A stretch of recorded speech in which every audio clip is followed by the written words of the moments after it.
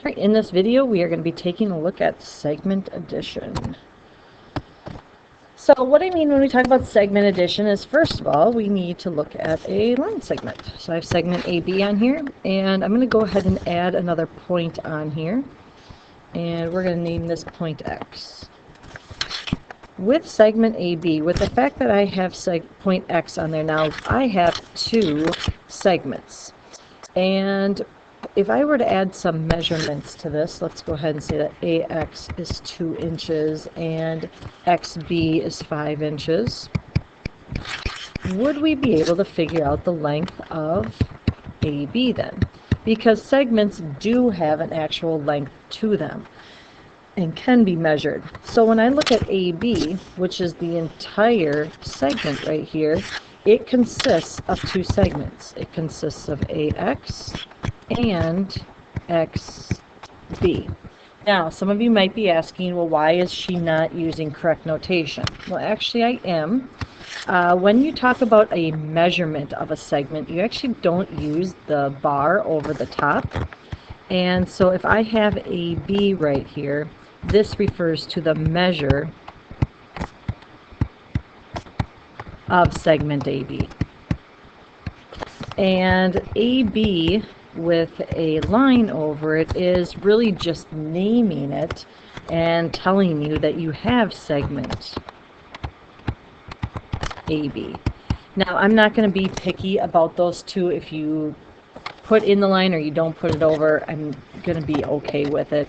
I would definitely like for you to try, especially if you're naming a segment, to always put the line over it. I guess I'd rather you put the line over than not do it if you're unsure. But in this case here, we don't need to put the lines over.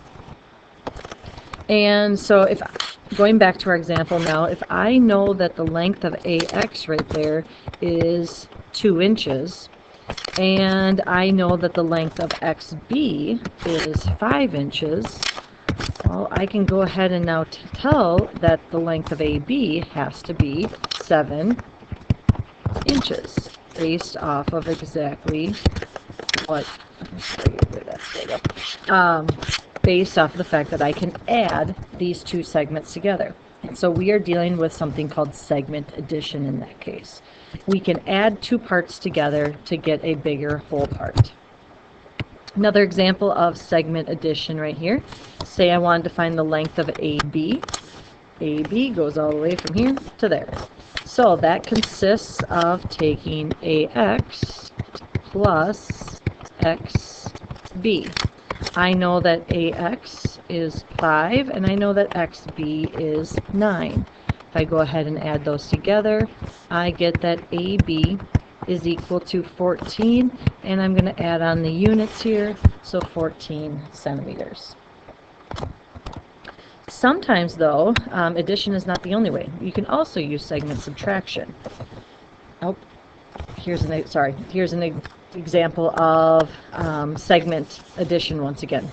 Looking at AB, so AB is the entire length once again, so we can take AX plus XB.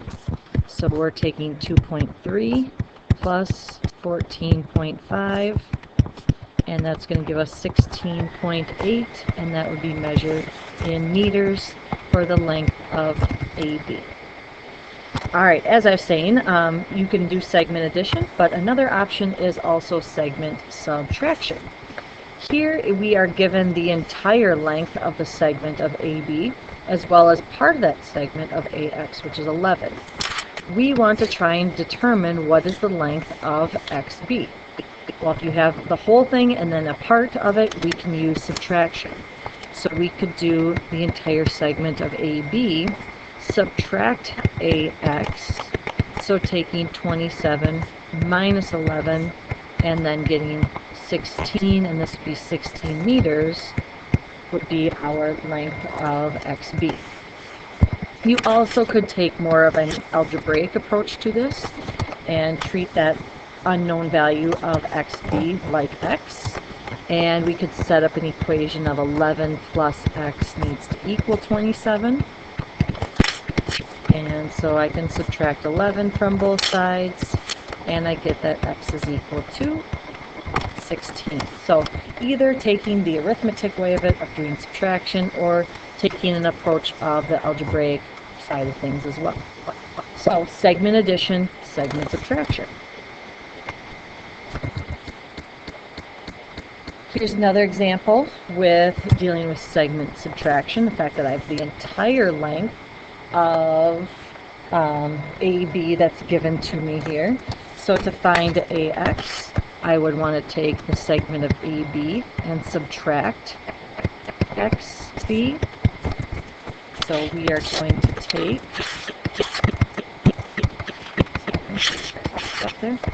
we're going to take 64.6 and subtract 42.8. 64.6 minus 42.8, and we should get 21.8, and this will be measured in centimeters, and that's the length of AX. So there you just saw two examples using segment addition and two examples using segment subtraction. Now, what do you do in a situation like this? So I have a segment that has 4 points on it, and trying to find the length of an AB.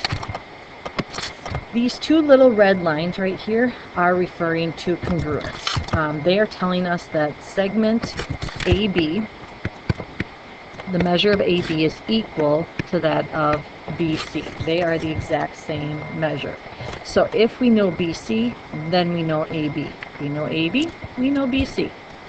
The fact that I know that BD is 54 here, it would be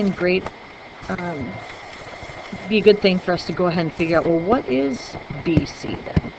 So 54 subtract 36, that would give us that BC is equal to 18. And if BC equals 18, AB is equal to BC. Therefore, AB is equal to 18. So AB would equal 18 in this case. And so those little lines right there are referring to the fact that those segments are congruent. And getting more into this here, that leaves something special for point B right here. And point B is what we would call a midpoint. A midpoint is a point that is in the middle of a segment. It divides a segment into two equal segments. And so if I have a segment AB right here, and I put a point in the middle, and we'll call that X. If it is the midpoint, it will create two congruent segments. If AB were to have a length of 10 meters, and AX would have to be 5 meters, and XB would also have to be 5 meters. They would have to be the same.